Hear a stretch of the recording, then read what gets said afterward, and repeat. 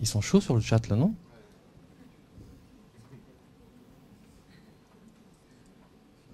Je fais pas un one-man show, hein. Bon, bonjour à tous et bonjour aux internautes. Donc je suis Yannick Sauquet, donc je suis directeur associé chez Brioude Internet. Je vais tenter de vous donner un petit peu les perspectives de 2014 en termes de référencement Internet, ce qu'on appelle plus communément la visibilité au sens large.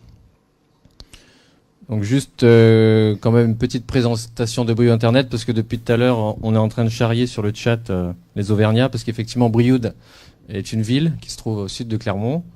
On a quand même des antennes dans les grandes villes, mais on est quand même fiers d'appartenir au cœur de l'Auvergne.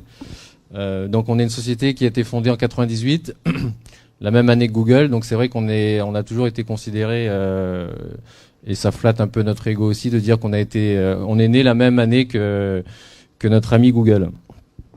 On est une quarantaine de collaborateurs, voilà, répartis un petit peu sur toute la France, et nos clients sont de la TPE au grand compte. Mais une grosse majorité quand même de PME aujourd'hui. Donc je vais vous parler du référencement juste au cas où. Qu'est-ce que c'est le référencement naturel? Déjà, sachez qu'il y a deux types de référencement. Il y a le référencement naturel et le référencement payant. Tout ce que je vais vous dire aujourd'hui sur le référencement naturel, vous pouvez un tout petit peu l'oublier à partir du moment où vous êtes prêt à payer Google. Donc là, je vais essentiellement vous parler du référencement naturel. Donc qu'est-ce que c'est? C'est en fait, ça consiste à améliorer votre positionnement dans les moteurs de recherche. Je dis les moteurs de recherche, mais en gros, il y en a quasiment qu'un qui représente plus de 95% de part de marché, c'est Google. Donc en fait, c'est quand on tape une requête dans Google, le fait que vous soyez que vous retrouvez dans les premières positions, juste en dessous de ceux qui payent, où c'est indiqué lien sponsorisé ou bien annonce. Vous avez 10 résultats juste en dessous. Et en fait, notre objectif, et l'objectif du référencement naturel, c'est d'être positionné sur la première page. Et si possible, en haut de la première page. Donc il y a 3 enjeux pour le référencement naturel. Donc le premier, c'est l'indexation du site. Vous avez, pour un e-commerçant par exemple, 10 000 produits. Aujourd'hui, on n'arrive plus uniquement sur la home page, la première page du site. On arrive par plein d'endroits et on tombe directement sur la page du produit. Donc il faut faire en sorte que tous vos produits soient indexés. Oui. Ça va mieux? Ça va mieux la salle? Ah, ça grésille? Ah oui, oulala. Parfait, bon ok, c'est bon. Je vais essayer de rester comme ça. Donc les enjeux, en fait, c'est d'indexer dans Google. Donc le fait que Google répertorie toutes les pages de votre site. Pas uniquement la première page, les mentions légales, le contact, où sommes-nous, mais vraiment toutes les pages. Et pour ça, il faut avoir tout un tas de connotations techniques au niveau du site. Le deuxième enjeu, c'est la pertinence du site. Quelqu'un qui vend des chemises roses à pois rouges, il doit parler qu'il est vendeur de chemises et dans les descriptions du produit, dans la description des rubriques et ainsi de suite, parler des chemises. Et qui plus est, pour une chemise à pois rouge ou pois rose, parler que cette chemise est à pois rose. Donc vraiment être pertinent dans le contenu de votre site par rapport à l'objet ou à la prestation que vous voulez vendre. Donc ça, c'est le deuxième enjeu. Et le troisième enjeu, et le plus important du référencement naturel, c'est la popularité. Donc qu'est-ce que c'est la popularité? C'est faire en sorte que plein d'autres sites dans votre thématique, donc supposons le même exemple, ce commerçant de chemises, il faut que vous ayez des partenariats avec des blogs, des magazines, des communiqués de presse ou des revendeurs, des fabricants qui parlent de votre site, qui parlent de votre activité, qui parlent de vous, en ayant un lien qui pointe vers votre site. Donc ça, c'est comme ça qu'on gagne de la popularité. Un petit retour vers le passé, parce qu'on entend souvent que Google est un grand méchant loup. Effectivement, les règles du jeu ont été faites et ils s'amusent effectivement à changer les règles du jeu pour nous amuser nous, pour vous embêter vous. Et donc il faut jouer avec ça. Malheureusement, Google c'est le dieu et il faut respecter ses lois. Et donc début 2011, il s'est dit je vais créer un algorithme qui va en fait bannir tous les sites qui ont un contenu de site qui n'est pas pertinent. Donc il y avait beaucoup de sites par exemple qui faisaient beaucoup de publicité. Il y avait beaucoup de sites qui n'étaient pas en rapport avec ce que recherchaient les internautes. Alors toutes ces choses-là, Google s'est dit je punis, parce qu'en fait Google lui il veut apporter de la qualité, de la qualité, de la qualité. En avril 2012, donc un an après, il s'est dit j'ai recensé beaucoup de sites qui louent de l'espace, qui vendent de l'espace pour pouvoir faire notamment des communiqués de presse, des choses comme ça. Donc ce qu'on appelle le linking. Il s'est dit il y a trop de liens qui sont sponsorisés, il y a trop de popularité qu'on achète et qui n'est pas naturelle. Et ben tous ces sites-là, je ne veux plus les voir. Donc il s'est dit du jour au lendemain, je vais les bannir. Donc ça c'était en avril 2012. Donc beaucoup de business models qui sont faits autour de la publicité, des choses comme ça, sont tombés. En octobre 2013, donc pas très très loin. Il a créé un nouvel algorithme. Comme vous voyez, hein, il aime beaucoup les animaux. C'est un grand joueur. Il a créé l'algorithme qui s'appelle Hummingbird. Hummingbird, pardon. En fait, c'est colibri en anglais. Ouais, il me semble que c'est colibri. Il s'est dit en fait, il y a beaucoup d'internautes qui cherchent des phrases. Comment défragmenter mon disque dur, comment lasser mes chaussures, peu importe la question. Je vais donner en fait une prime à tous ces sites de très fort contenu qui répondent à des questions. Et donc là, il a amélioré en fait le positionnement des sites qui répondaient à des questions. Donc voilà, les trois grandes mises à jour majeures. Et puis en 2014, qu'est-ce qu'on peut attendre? C'est la montée notamment du knowledge graph. C'est ce qu'on va voir un petit peu après. C'est le fait de quand vous tapez une question dans Google, vous avez maintenant des photos, vous avez des vidéos, vous avez beaucoup de contenu enrichi, et donc il va vraiment mettre en valeur les gens qui répondent vraiment à des problématiques. Donc voilà, quels sont les changements qu'on peut attendre dans les mois qui viennent? Donc le knowledge graph, comme je vous dis, aujourd'hui vous tapez la requête Mont Blanc. Vous allez voir à droite, vous avez le Mont Blanc, donc la montagne. Vous avez à gauche les stylos Mont Blanc, la marque. Vous avez Wikipédia qui ressort quel est le sommet du Mont Blanc. Voilà, il veut vraiment enrichir au niveau des requêtes. Le gros changement également qui a débuté début 2013, c'est le local. On a tous maintenant des smartphones dans la poche. On tape tous des requêtes qui sont géolocalisées. Donc les gros changements qui vont se faire, c'est les petits commerces ou des commerces de niche, mais qui ont des boutiques physiques dans plein de villes. On va devoir effectivement travailler notre référencement, ce qu'on appelle local. Et par rapport à cette mobilité, donc les smartphones et les mobiles, un gros changement, c'est qu'il va falloir adapter vos sites à ces supports-là. Parce que je ne sais pas si vous avez vu, mais beaucoup de sites ne sont pas adaptés sur les supports mobiles. Quand je dis support mobile, c'est les smartphones et les tablettes. Et puis, comme je viens de dire, Hummingbird, donc le gros changement à SEO, c'est qu'il va falloir vraiment répondre à des questions posées par les internautes. Le credo de Google, c'est vraiment c'est d'assurer que ces internautes trouvent très rapidement ce qu'ils viennent chercher, et donc il va favoriser les sites qui répondent directement à vos questions. Il ne veut pas que vous passiez par 10 000 résultats pour répondre à votre question. Il veut que vous trouviez beaucoup plus facilement. Donc je vais vous dire ce qui a changé, je vais vous dire ce qui va toujours marcher et ce qu'il va falloir faire pour vous adapter à Google. Le contenu. On dit toujours que le contenu sur un site internet, c'est le roi. C'est vraiment le premier pilier pour être visible. Pourquoi? Parce qu'aujourd'hui, vous tapez des requêtes, vous tapez des mots-clés dans Google, et ces mots-clés, forcément, il faut qu'ils soient vus dans du texte. Donc, il faut toujours apporter des réponses en termes de texte, de contenu éditorial, partout.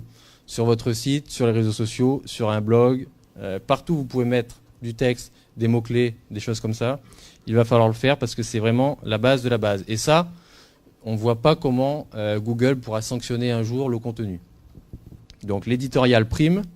Forcément, pour être vu, pour être recherché, pour être trouvé, il va falloir écrire du texte. Et écrire tout le temps.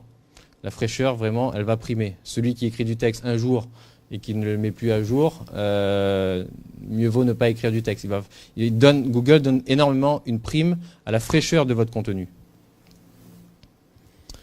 Ce qui va toujours marcher, c'est le linking, mais le linking d'une façon le plus naturelle possible, c'est-à-dire Ne pas faire du linking, encore une fois, pendant 2 semaines, comme nous on appelle dans notre domaine, comme des bourrins, c'est-à-dire faire 200, 300, 400, 500 liens en un mois et ne plus rien faire pendant toute l'année.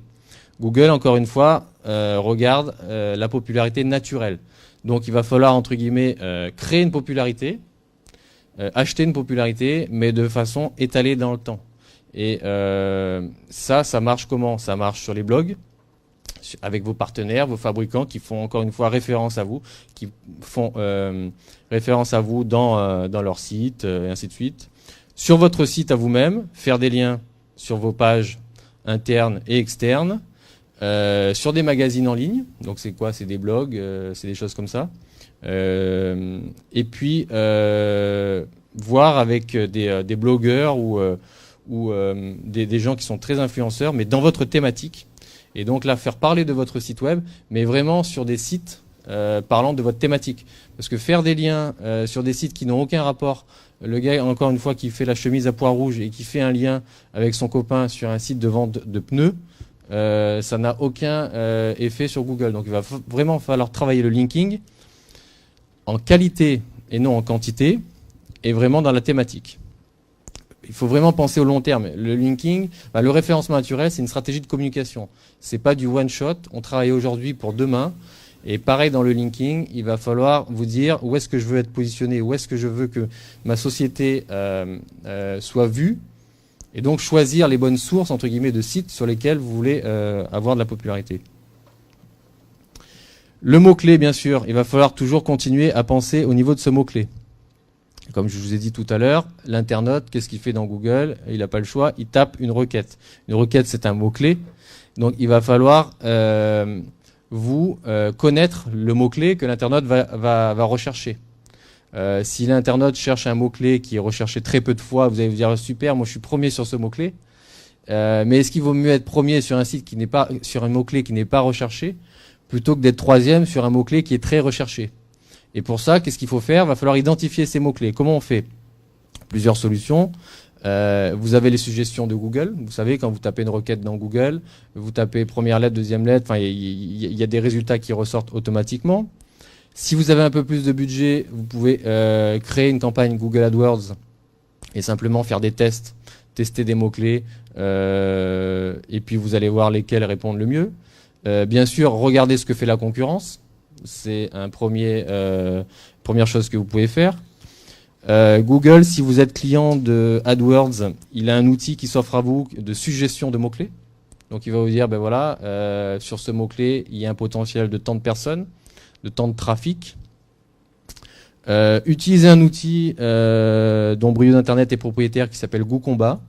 GoCombat est un site en fait qui fait une étude concurrentielle de 2 sites, c'est-à-dire vous mettez votre site, vous mettez le site d'un concurrent et il va vous dire voilà quels sont les mots-clés sur lesquels vous êtes visible en référencement naturel, quels sont les mots-clés sur lesquels votre concurrent est visible en référencement naturel, et donc ça peut éventuellement vous donner des idées de mots-clés sur lesquels il va falloir axer votre stratégie. Et puis toujours penser sur la longue traîne. La longue traîne, c'est ce que je disais avec l'algorithme Hummingbird, donc colibri, c'est-à-dire vraiment ne pas réfléchir uniquement à 1, 2, 3 mots-clés, mais des fois sur des marchés très concurrentiels, aller chercher le 4e, 5e, 6e mot-clé. Il ne faut pas avoir peur effectivement de s'arrêter au 3e mot-clé, mais vraiment d'aller chercher un tout petit peu plus loin. Ça va pour ça?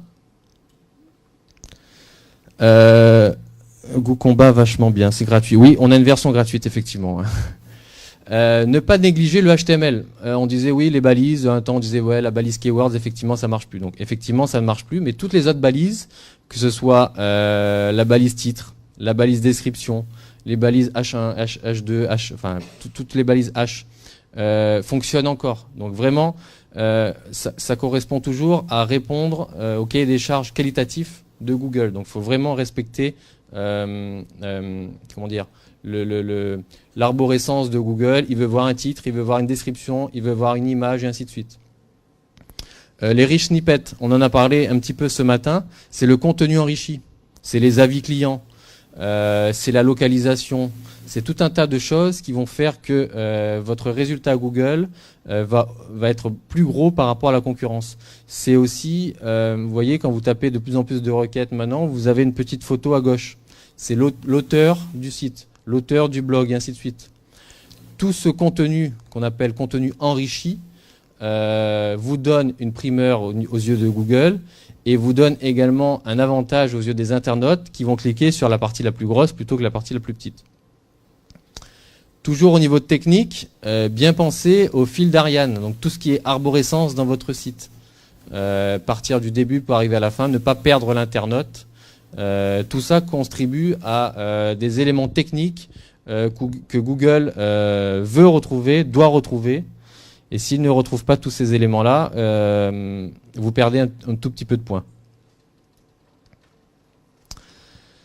Le 5e point, c'est passer au responsive design. Qu'est-ce que c'est le responsive design? C'est le fait d'adapter votre site internet sur les supports mobiles. C'est-à-dire, vous avez la même adresse internet. Le site, quand il est vu sur un smartphone, il s'adapte à la résolution du smartphone. Quand il est vu sur une tablette, il s'adapte à la résolution de la tablette. Et en fait, on se rend compte qu'aujourd'hui, plus de 90% des sites, tout confondu, e-commerce, tourisme, même des gens qui sont premiers dans tout secteur d'activité, beaucoup n'ont pas de sites qui sont adaptés sur les supports mobiles. Google donne une primeur aux gens qui font les efforts d'être visibles sur les supports mobiles. Vous allez donner une meilleure expérience utilisateur à vos internautes.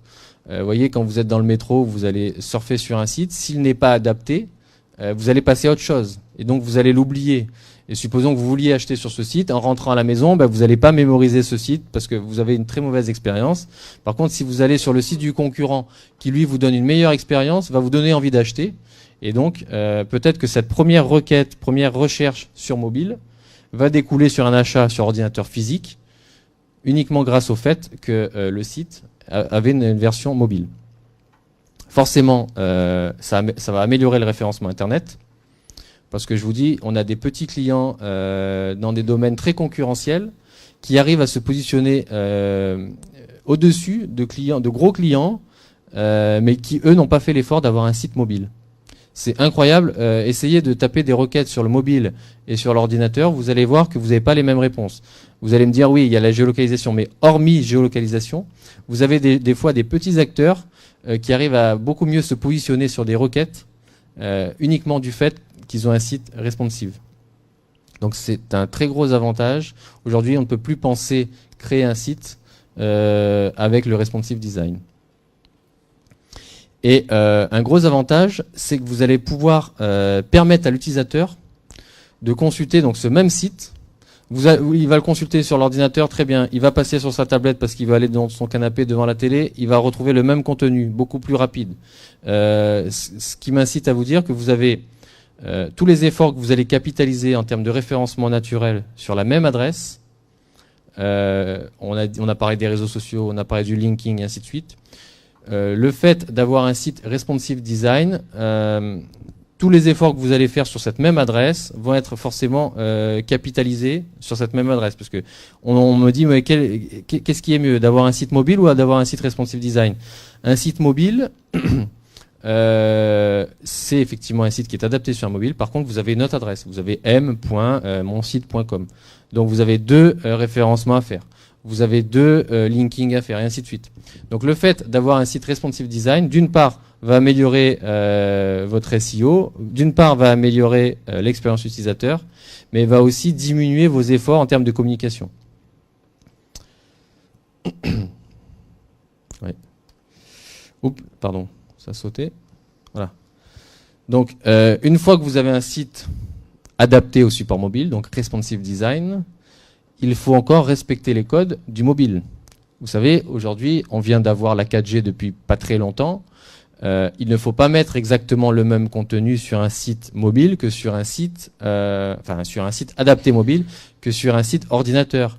Tout le monde n'est pas en 4G en permanence, tout le monde n'a pas le Wi-Fi en permanence, donc il faut avoir un site très léger et qui se charge rapidement. Il faut bien sûr avoir des boutons cliquables avec un seul doigt. quand vous tenez votre smartphone d'une main droite et le micro de la main gauche, vous n'avez pas envie de lâcher le micro, moi en l'occurrence, pour aller cliquer sur un bouton. Il faut que vous puissiez donc cliquer sur un lien avec votre pouce. Et donc pensez que la personne qui va cliquer avec son pouce, il faut que le lien soit assez gros pour pouvoir être cliqué avec le pouce. C'est peut-être bête, mais juste du fait de pouvoir naviguer avec le pouce et de cliquer avec le pouce, c'est un avantage pour les internautes. Encore une fois, avoir une navigation simple. Peut-être que l'internaute sur les supports mobiles n'a pas envie de retrouver toutes les informations qu'il va avoir sur la partie ordinateur. Il veut juste aller à l'essentiel, savoir où vous êtes, vous contacter, éventuellement des références clients, voilà. Mais il faut une navigation simple. Il ne faut pas avoir toute la lourdeur du site ordinateur sur la partie mobile. En termes de contenu maintenant, il va falloir adapter votre contenu par rapport à la géolocalisation. Donc une pizzeria forcément va indiquer qu'il est une pizzeria basée sur Paris. Et donc ça va l'aider en termes de référencement naturel. Quand le client, le prospect va être avec son smartphone, va taper pizzeria Paris. Si le site de la pizzeria n'a pas indiqué qu'il habite à Paris, eh ben il ne sera pas retrouvé sur Paris. Donc il faut vraiment penser mots-clés et penser mots-clés plus ville, mots-clés plus localisation. Ça, c'est quelque chose qu'on va devoir adapter en termes de contenu aujourd'hui. Il faut vraiment se dire, les gens font énormément de recherches depuis les mobiles. Et donc, depuis les mobiles, les gens ajoutent systématiquement la ville où ils se trouvent pour trouver quelque chose. Il va falloir avoir un contenu qui soit facile à lire. C'est-à-dire pas trop petit, pas trop gros, pas trop large, et ainsi de suite, qu'on puisse lire très rapidement sans avoir à zoomer. Ne pas mettre un roman non plus sur la version mobile de votre site, parce que les gens sur le mobile veulent avoir l'information rapidement. Ils passent pas 2 heures à lire. Donc il faut que le contenu soit également adapté. Les mots-clés géolocalisés, je l'ai dit. Et puis la conversion, parce que c'est bien beau d'avoir un site, d'être visité, mais quel est le but ? C'est de vendre, c'est d'avoir un formulaire pour capter de la demande. Donc si vous avez un formulaire pour capter de la demande, assurez-vous que avec le pouce, encore une fois, on puisse passer du champ nom au champ prénom, qu'on puisse avec le pouce appuyer sur le bouton envoyer sur le formulaire.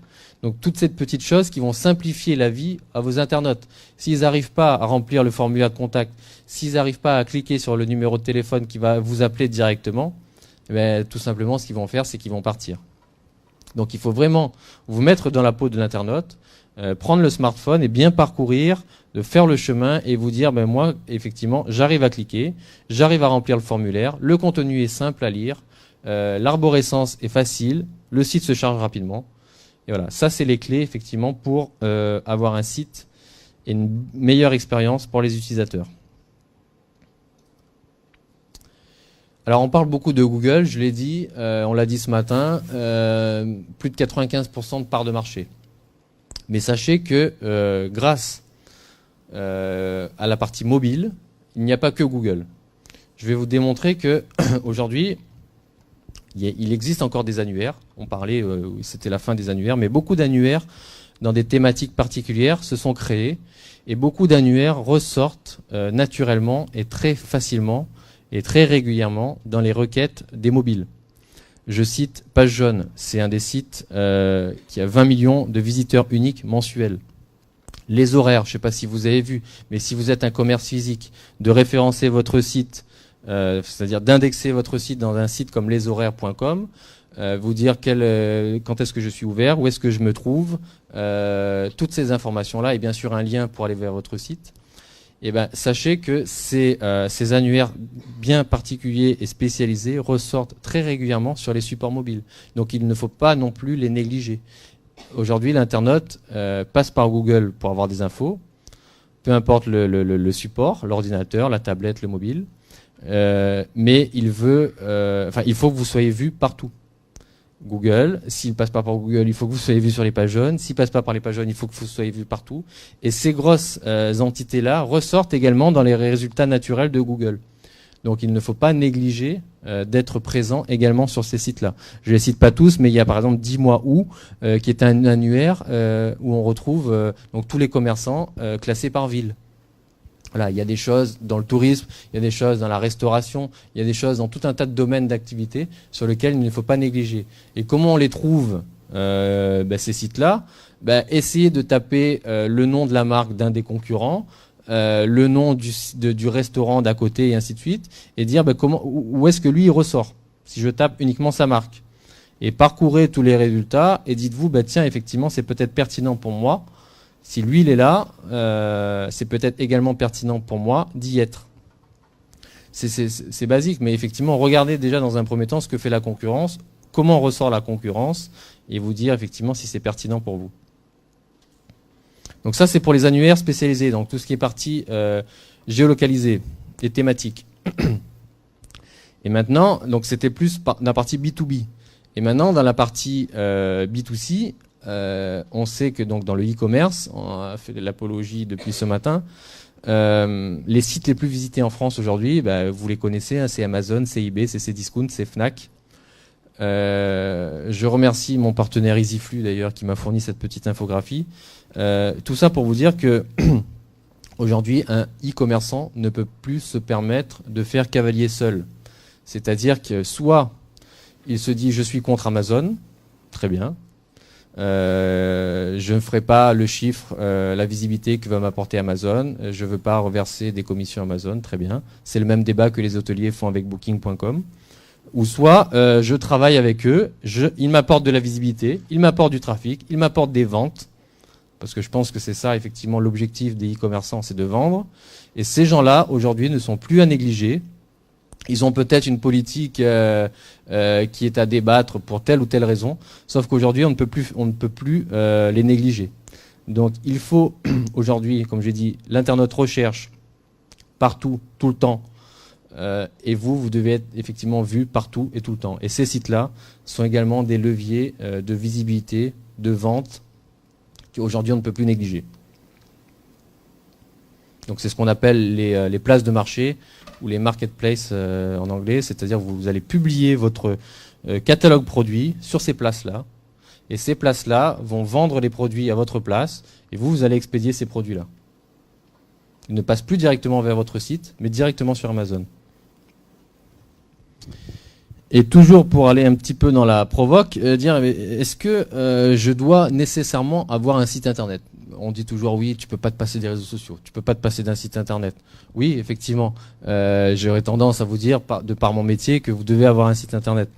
Mais sachez que les petits commerçants qui aujourd'hui veulent avoir un peu de visibilité, sans site internet, il y a des choses à faire. Et ces choses-là, aujourd'hui, encore plus avec la mobilité, sont très pris en compte. Donc, on a parlé des annuaires.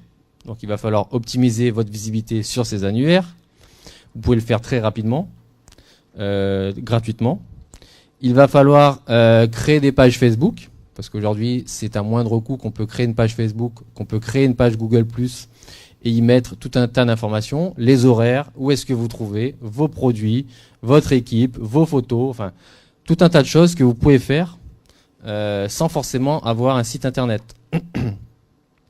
Et puis, sans avoir un site internet, vous pouvez quand même vendre, comme j'ai dit auparavant, sur les places de marché. Un petit commerçant qui se dit, moi j'ai 3-4 produits, 5-6 produits, j'ai pas pour l'instant envie d'investir sur un site internet, peut aller sur les places de marché, peut aller sur Le Bon Coin, peut aller sur eBay et aller tester un petit peu le marché sur ces produits. Donc, il n'est pas nécessaire forcément en débutant, ou pas, de se doter à 100% d'un site internet. C'est peut-être contradictoire et peut-être un peu bizarre ce que je vous dis là, mais c'est vrai que il n'y a pas que Google dans la vie, il n'y a pas que le site internet dans la vie. Il faut faire avec internet, ça c'est une certitude, mais il y a beaucoup de moyens d'être vu sur internet sans forcément passer par Google et sans forcément avoir toutes les informations sur votre site internet. Et la dernière chose, dans e-commerçant, il y a commerce, il y a commerçant. C'est également encore plus valable en 2014 parce qu'on sait que les gens sont très volatiles, les gens vont très très vite. Les 3 premières secondes sur un site internet sont celles qui coûtent le plus cher à un commerçant. Le commerçant, il veut trouver tout de suite son information. Quelqu'un qui achète sur internet, il veut avoir un très bon service client il ne faut pas négliger le téléphone. Quand vous êtes sur un site internet, il ne faut pas négliger également les investissements. Parce que quand vous avez un magasin physique, vous devez changer des luminaires, vous devez changer votre tapis, vous devez changer votre bureau, vous devez changer tout un tas de choses. Et bien sur internet, c'est exactement la même chose. Il faut se poser les bonnes questions, se dire il faut avoir un site attractif, qui soit vu sur les mobiles, qu'il soit bien lumineux, que mes produits soient bien rangés. Il faut être bien placé. Et aujourd'hui, pour être bien placé sur internet, il n'y a qu'une seule autoroute, et c'est celle de Google.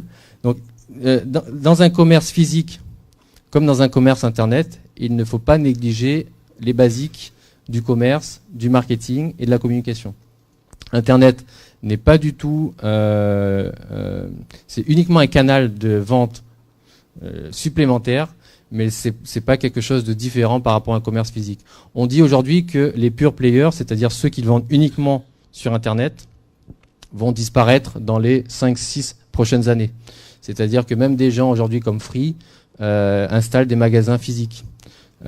Tous les gens qui vendaient uniquement sur Internet ont commencé à ouvrir des boutiques et vont continuer à ouvrir des boutiques parce que les gens, Internet, le e-commerce était quelque chose de très nouveau auparavant, mais maintenant les gens reviennent à des basiques, reviennent à la relation client, reviennent au téléphone, reviennent à des choses comme ça.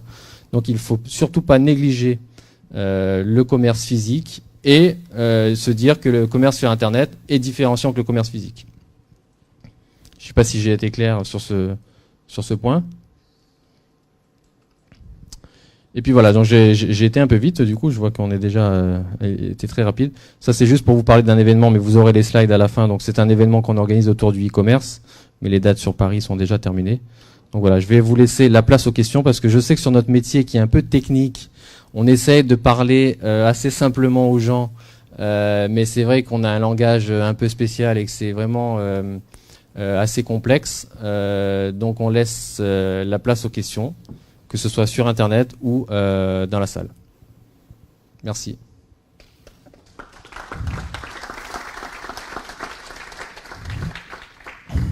Je vois une première question, elle est partie très très rapidement. J'en discutais d'ailleurs avec mon acolyte d'à côté. Combien de mots-clés aujourd'hui pour un SEO ? Effectivement, si vous êtes e-commerçant, vous dire que vous allez travailler sur 50 mots-clés, donc 50 produits à fond la caisse, c'est pas possible. Comme je l'ai dit tout à l'heure, dans e-commerçant, il y a commerce. Vous connaissez vos produits, vous connaissez vos marges, vous connaissez vos best-sellers. Il ne faut pas vouloir travailler sur tout votre catalogue en permanence. Vous n'y arriverez pas, ça vous coûtera très très cher, la concurrence le fait. Donc il faut vraiment se poser les bonnes questions et se dire quels sont les produits que j'ai de différents de mes concurrents. Et donc quels sont les produits que je veux mettre en avant, quels sont les produits sur lesquels j'ai plus de marge et se mettre en priorité sur ces produits-là. Il ne faut pas vouloir travailler tout moyennement, mais plutôt se concentrer sur quelques produits, mais de façon très bien. Voilà. D'autres questions ? Votre avis sur l'utilisation de forums dans le netlinking ? Ça marche encore ? Beaucoup de forums, on va dire la plupart des forums, vous pensez pouvoir mettre un lien, dire oui, c'était sympa, je te remercie, je mets un petit lien de mon site internet. Sachez qu'aujourd'hui, c'est pas très bien vu, c'est pas vu au niveau de Google déjà, du tout, parce que Google les forums ont une balise qui s'appelle nofollow, c'est pour dire au moteur de recherche de Google ne pas suivre ces liens-là. Ces liens-là sont de la publicité, donc ne les suis pas. Donc c'est pas quelque chose qu'on vous conseillerait de faire. Sur des forums, on va dire comme comment ça marche et ainsi de suite, c'est pas là que vous allez faire de la popularité. Par contre, essayez plutôt de travailler sur des blogs avec des gens qui sont influents dans votre thématique, en règle générale, et essayez d'obtenir des articles parlant de votre activité, de vos produits, dans lesquels vont être glissés voire deux liens allant pointer sur votre site. Mais les forums, c'est pas quelque chose qui serait bien conseillé. Est-ce qu'on a des questions ? Voilà. Okay. Dans la salle.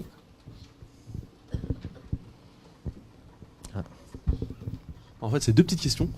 La première, c'est plutôt légèrement technique. C'est en fait, vous dites que Google, il va donner plus de primeurs aux résultats, enfin, pour les sites qui sont responsives.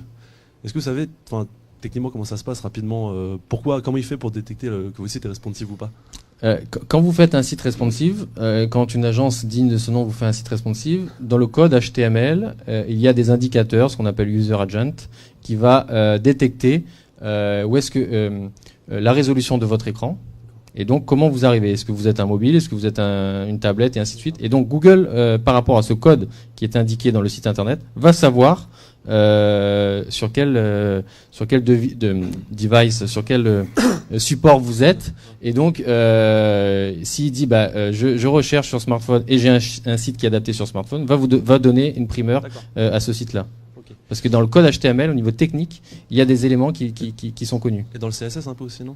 Et dans le CSS, bien sûr, le fait d'adapter les images, une image qui est très très grande et quand on va lire sur un iPhone va se réduire. Effectivement, dans le code CSS va être différencié. Google va le voir. Et Google va le voir. D'accord. Google voit tout.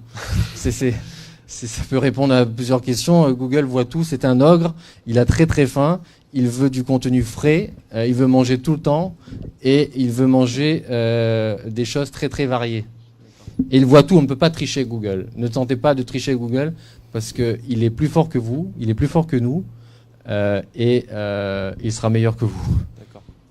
La deuxième, c'est... alors, je me suis posé une question, alors peut-être que d'autres gens dans la salle se la sont posées, mais je ne sais pas si vous avez assisté à la conférence juste avant. En fait, la personne avant disait que cette année, la SEO et le référencement naturel, ça allait pratiquement mourir en fait. Alors, comment vous réagissez à ça? Ça fait 10 ans que j'entends que le référencement naturel va mourir. Peut-être qu'il y a d'autres leviers, j'en ai parlé moi-même, la preuve. Je vous dis, il ne faut pas vivre qu'uniquement avec Google. Il y a d'autres sites, on peut faire même sans les sites. Il y a des choses qui rentrent en compte, qui nous donnent quelques indications sur le not provided, c'est-à-dire que Google ne donne pas forcément les mots-clés sur lesquels on visite. Mais le référencement naturel, je vois pas comment ça peut mourir parce qu'aujourd'hui, tout le monde, qui aujourd'hui n'a pas utilisé Google dans la salle depuis ce matin, qui n'a pas tapé une requête, et Google ne pourra pas rendre son modèle 100% payant parce qu'aujourd'hui, uniquement avec ce qu'il vend, enfin uniquement avec la part d'annonces payantes qui sont sur son site, ça génère aujourd'hui plus de 97% de son chiffre d'affaires. Qui lui permet de rendre en plus des outils gratuits comme Analytics, Webmaster Tools, Google+, et ainsi de suite. Mais le référencement naturel, non. Par contre, le marché va s'affiner et il y aura plus tout le monde qui seront en mesure d'être vus en référencement naturel sur des requêtes très concurrentielles. Ça, oui. D'accord, donc il y aura potentiellement un peu plus de place, comme il disait, par rapport, enfin, il y aura plus de présence pour les résultats payants. Les résultats payants, ça n'a pas bougé depuis beaucoup d'années.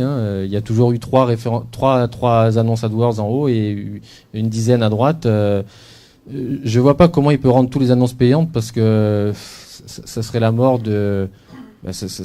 Les gens veulent pas que de la pub, quoi. Ils veulent aussi rechercher des infos. Donc. Disons que pour reprendre ce qu'a dit Adonai, c'est plus, disons que pour être vu par Google, ce qu'il vient de vous expliquer, c'est clair que le référent. Pardon, bonjour. Pour être vu par Google, le référencement naturel, c'est une étape obligatoire. Pour vendre sur Internet, ce n'est plus avec le référencement naturel qu'on va attendre les résultats les bras croisés. Donc d'où le mix marketing.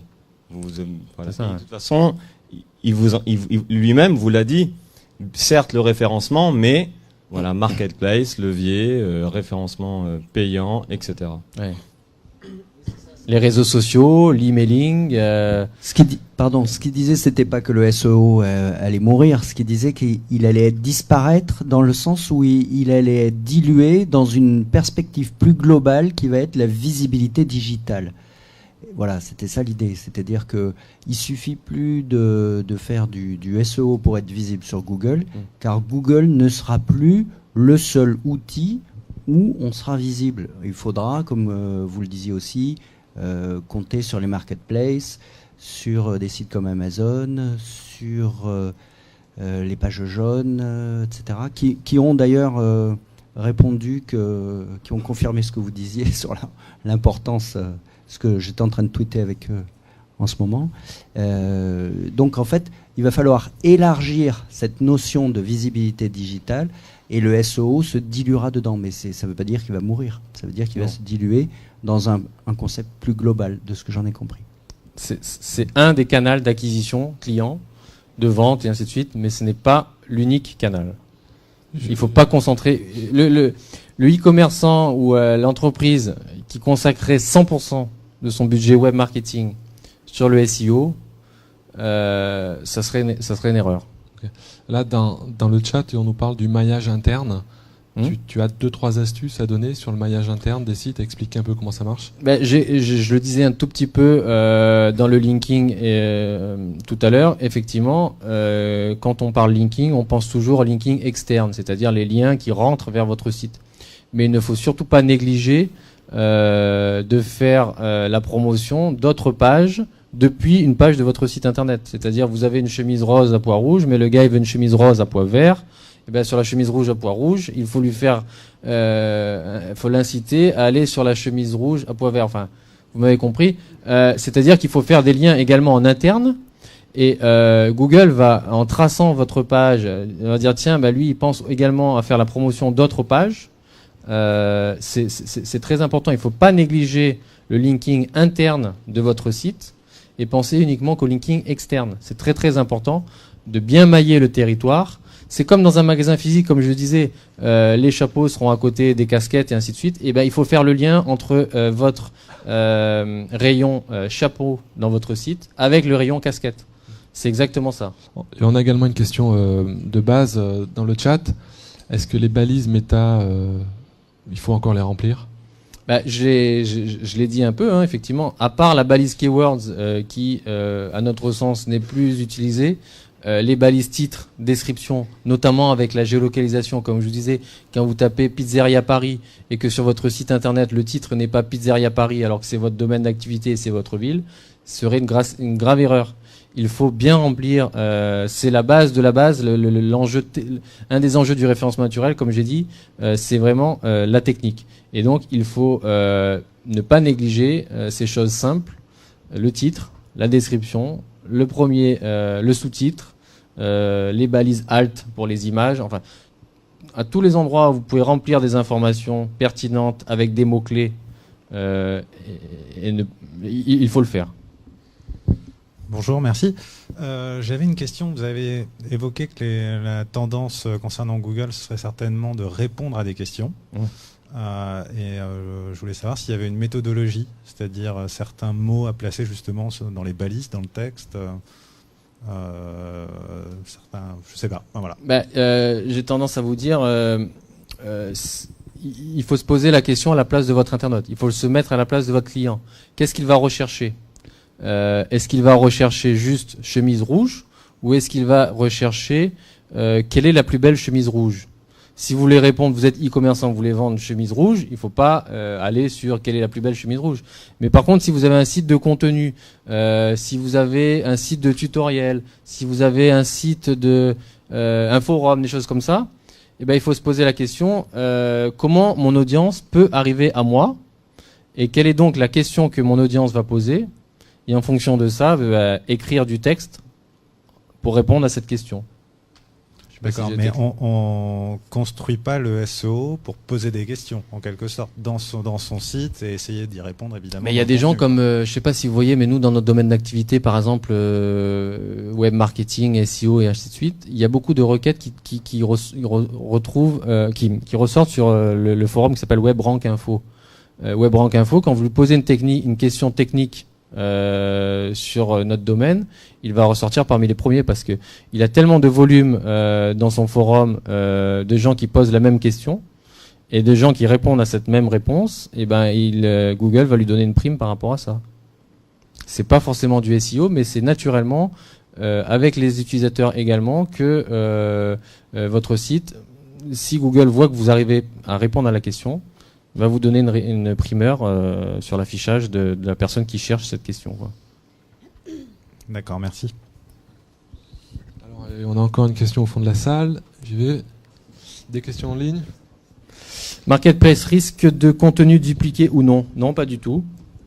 Si vous travaillez bien l'export de vos catalogues produits, il n'y a pas de risque de contenu dupliqué. Sur Amazon, reprendre l'exemple d'Amazon, quand vous dupliquez votre fameuse chemise rose à pois vert, ce n'est pas du tout le même code que sur votre site internet. L'image est hébergée chez Amazon. Il n'aura pas exactement le même titre que sur votre site. Il n'aura pas la même description que sur votre site parce que par définition, Amazon utilise ses propres codes à lui. Donc, il n'y a pas de risque de duplication de contenu. Ça, c'est pour les marketplaces et encore moins sur les comparateurs de prix parce que les comparateurs de prix, c'est uniquement de l'audience qui arrive donc sur ce fameux comparateur de prix et qui vous amène sur votre propre site internet. Donc c'est pas du contenu dupliqué, c'est de l'achat d'espace qui fait que les internautes vont arriver vers votre site. Donc le contenu par définition n'est pas dupliqué. Oui, bonjour. Vous disiez tout à l'heure que Google voit tout. On a entendu ce matin qu'il y avait 500 millions de tweets qui étaient produits par jour, dont la plupart contiennent des liens vers des sites e-commerce ou vers des sites tout à fait normaux. Est-ce qu'on a une idée de l'impact aujourd'hui de la production d'URL dans les médias sociaux sur le ranking et la prise en compte par Google, ou est-ce que ça reste encore quelque chose qui est un peu nébuleux ou laissé de côté par Google ? Les réseaux sociaux, on a des informations sur Google+, enfin les informations. Dans Google+, il y a Google, donc j'aurais tendance à vous dire que si vous voulez bâtir en termes de référencement naturel, une stratégie sur les réseaux sociaux, utilisez le réseau social de Google+. On sait que Google donne une prime à l'interactivité qui est faite sur Google+. On sait que Google donne une prime à l'interactivité qui est faite sur un profil Google, puisqu'il va vous permettre de vous identifier en tant qu'auteur du site. Après, on sait qu'effectivement, l'interaction sur les réseaux sociaux en règle générale, les retweets, les j'aime, les partages, les +1 et ainsi de suite, vont forcément aller dans le sens de Google parce que Google cherche encore une fois de la qualité, cherche du naturel et on pense que l'humain et ces interactions humaines montrent à Google que ce n'est pas de la triche, quoi. Ok, est-ce qu'on a encore des questions ? Une question dans la salle. Oui, encore une. Bien réfléchir avant d'aller sur les marketplaces, oui. Et en plus, je vous invite à attendre encore 10 minutes parce on va vous en parler et vous dire où est-ce qu'il faut aller. Vous disiez que les pure players risqueraient de diminuer en nombre. Est-ce que vous pensez qu'Amazon va ouvrir des librairies physiques ? Mon avis personnel, non. Amazon est peut-être l'exception. Et Amazon est une exception, pas l'exception, et peut-être une exception. Mais on voit des Cdiscount, on voit des Pixmania, on voit des LDLC, on voit tout un tas de pure players, des pionniers dans leur secteur, qui en sont venus à ouvrir des boutiques physiques. Après Amazon, effectivement, ouais. Mais Amazon a toujours été une exception et restera certainement toujours l'exception qui confirme. Oui, d'autres questions ? Voilà, on approche de la fin. C'est vrai qu'après, on a une conférence avec Price Minister. Et juste pour finir sur Amazon, sachez qu'Amazon, aujourd'hui, gagne plus d'argent sur les commerçants qu'en vendant un produit direct. C'est-à-dire, c'est une grande surface. C'est comme Casino, aujourd'hui, qui gagne plus d'argent en louant l'immobilier qu'en vendant un pot de yaourt. Et donc Amazon, c'est la même problématique, c'est-à-dire ils ont une problématique de marge, de résultat, hein, comme tout le monde. Ils savent qu'ils gagnent plus d'argent en prenant une commission fixe sur vos ventes qu'en allant sourcer le produit, en allant faire un dépôt supplémentaire pour stocker le produit, en ayant des gens qui vont faire du marketing et ainsi de suite, plutôt que de se dire le petit e-commerçant qui gagne sa vie ou qui perd sa vie, moi je prends un pourcentage fixe de toute façon. Donc pourquoi aller m'embêter, aller ouvrir des boutiques physiques, de stocker et ainsi de suite, plutôt que de faire ce qui est plus simple pour moi, c'est de collecter un pourcentage. Ok, on a une question un petit peu technique qui est revenue 2 fois. Comment pousser notre page Wikipédia avec le knowledge graph ? Tu sais répondre ou... Encore une fois, j'ai un exemple dans les premières slides là. Quelle est la hauteur du Mont Blanc, par exemple ? Si j'ai une page Wikipédia sur le Mont Blanc, pour reprendre l'exemple du Mont Blanc, mais c'est identique pour tout. Et la première phrase, c'est la hauteur du Mont Blanc est de 3868 mètres, 69. 4000. Bon, enfin bref, je préfère parler SEO. Pousser les réponses Wikipédia, Wikipédia c'est ni plus ni moins qu'un site de contenu et ni plus ni moins qu'une réponse que l'internaute qui va falloir apporter à l'internaute. Donc comment pousser une page Wikipédia, c'est en répondant à la question que va vous poser l'internaute et donc en remplissant la fiche Wikipédia le mieux possible pour pouvoir balayer toutes les réponses possibles sur la thématique. Ok. C'est 4068, non? 816. Ah, je savais qu'il y avait un 8, il y avait un. Pourtant, je suis natif, je suis d'origine haut-savoyard. Désolé pour ma famille. Ok, alors est-ce qu'on a fini? 4807. On fait une pause? C'est bon? Ça a été? Ok. Merci. Voilà.